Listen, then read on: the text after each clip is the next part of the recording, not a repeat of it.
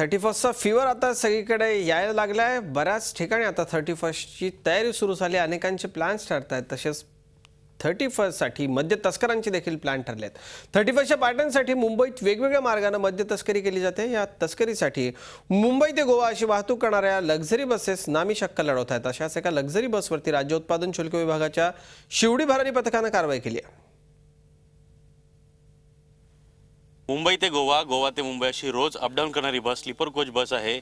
ती राज्य उत्पन्न शुल्काच्या शिवडी येथील भरारी पथकात 2 ने पकडलेली आहे।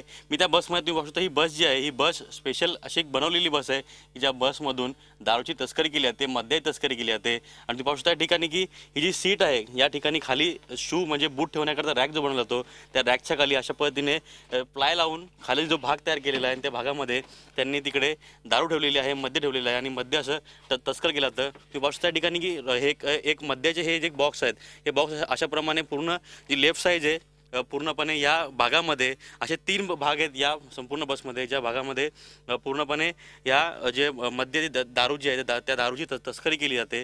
आणि तुम्ही पुढे आलात तर पुढे देखील आपल्याला पाहायला मिळेल की कशा पद्धतीनं या बसमध्ये अनेक असे रॅक आहेत, त्या रॅकमधून दारूची तस्करी केली जाते। ज्या बसवरती कारवाई करणारे आहेत जे कपिल साहेब आहेत ते आपल्यासोबत आहेत। कपिल साहेब, नेमकी तुम्ही कारवाई कशी केली आणि तुम्हाला काय माहिती मिळाली बसमध्ये कशा पद्धतीने दारूची तस्करी केली जाते? आमचा स्टाफ चेकिंग करत असताना आतमध्ये त्यांच्या निदर्शनात आलं की या गाडीमध्ये काहीतरी छुप्या पद्धतीने काहीतरी असं लपवल्याचं दिसून येते।